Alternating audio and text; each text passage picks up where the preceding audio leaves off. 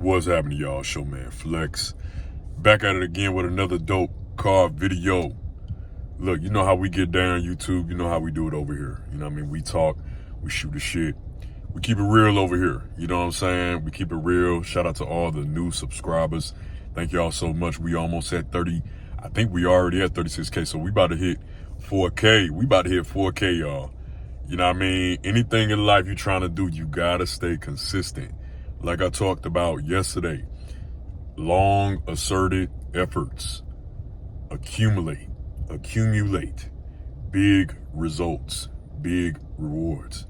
You know what I mean? Slow and steady win a race, but it's all worth it at the end of the day, right? Because nothing worth having comes easy. We all know that. So shout out to y'all. Thank y'all for growing this channel. Shout out to all the old recurring subscribers that have kept this going since day one. Thank y'all so much. We're going to get into it. Today's topic, things that black women find attractive in men, right?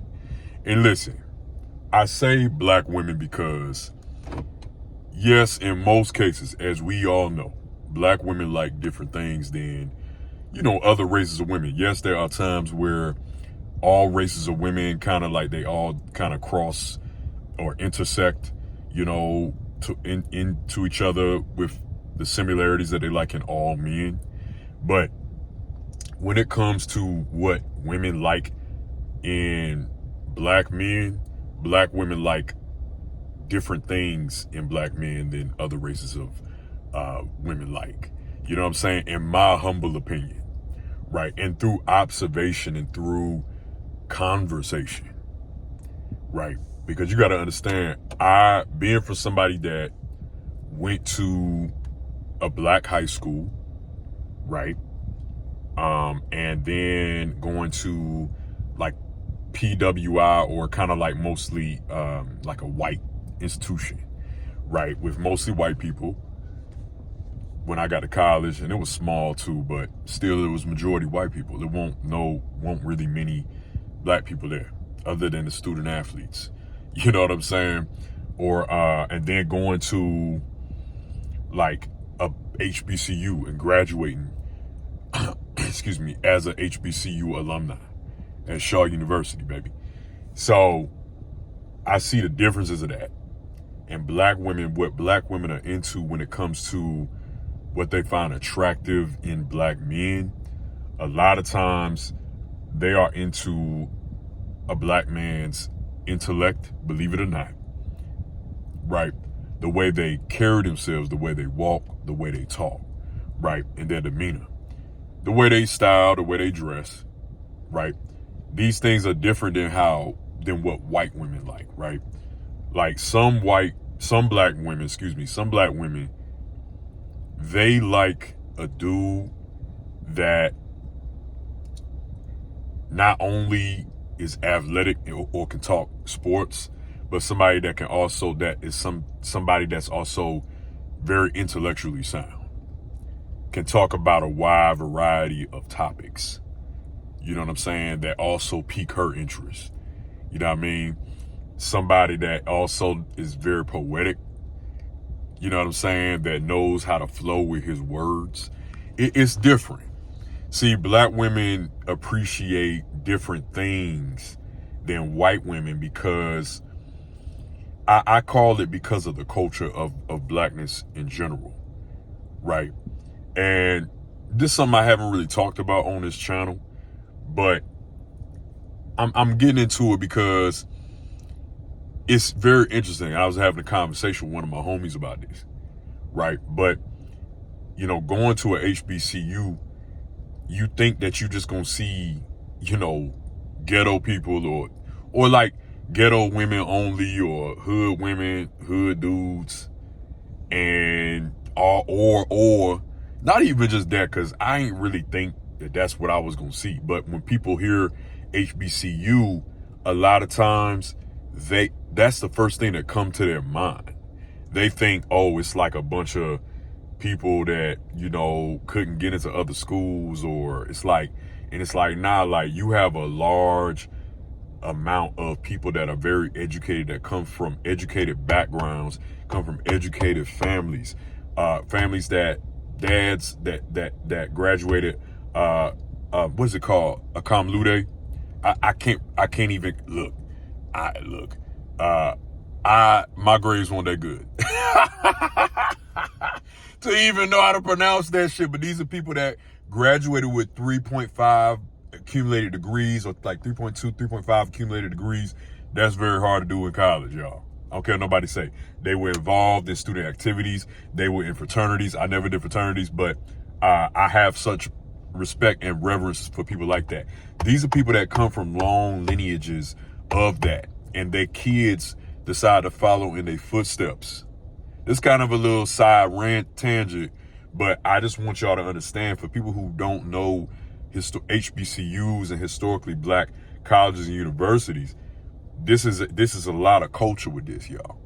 And people don't understand that, and they in their mind, they think HBCUs mean it's full of students that couldn't get anywhere else, when in fact these are students that got into PWIs, got accepted into PWIs, maybe even had full ride scholarships academically, but they chose to go to HBCUs because they wanted to be around more people like them. They wanted to be around the communities that their parents were in, and the connections and the networking connections that their parents were in as well. And so it's like a long lineage of people that are in these institutions. You know what I'm saying?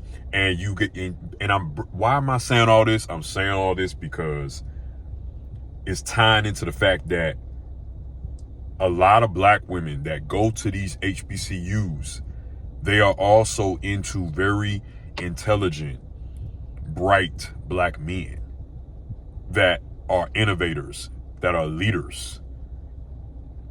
You know what I'm saying? That are cultured, right? They are into men like that. You know what I'm saying? And that take pride in that culture. And but that's not only in HBCUs.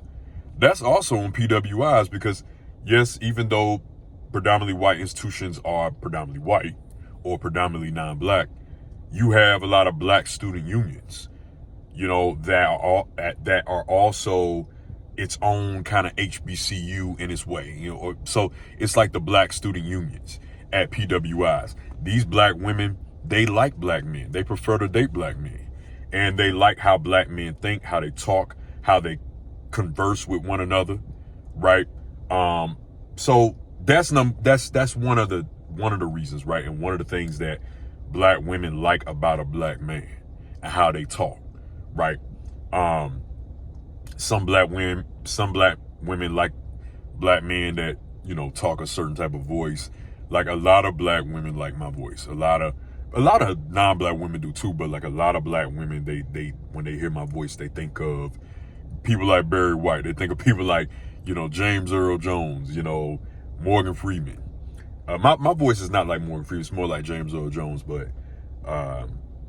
or Barry White. But you get what I'm saying, right? It's just like their voice texture. Some black women are into how you walk, right? How you walk. You know, some black women like dudes that are bow-legged, right? Or walk with a certain type of like style to they walk, you know, of confidence, you know, with their chest out, you know what I'm saying, with a certain type of swag and energy. And then kind of like pick off your vibe based on how you talk, right? Excuse me. So, you know, you got some women that like the way a dude dress, the way black men carry themselves, in correlation to how they dress, right? Because again, that's a part of the swag as well. And it's just the swagger of it all, right? It reminds them of cocoa butter, you know, rhythm and blues, you know, the Love Jones movie. Like, it's just certain things that get to them, you know. It's just, they can't, it's really unexplainable, but it kind of taps into them, you know, into their sexual nature as well. You feel what I'm saying? You know what I mean? So like, you know, that's why some black women like certain singers. You know what I mean? Like, it's just, I will say this, right?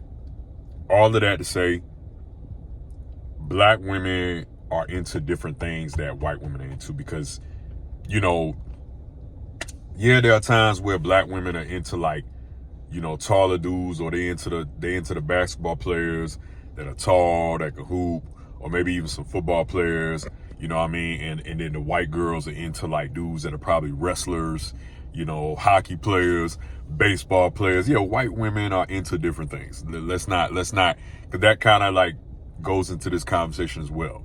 You know what I'm saying? Maybe some white women are into MMA more, mixed martial arts more than black women are into.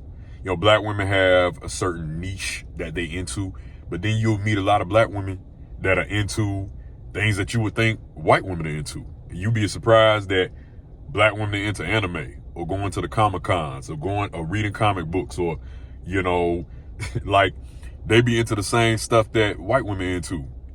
Like, you'll be very surprised, right? And these are things that I learned, y'all, like, as I got older.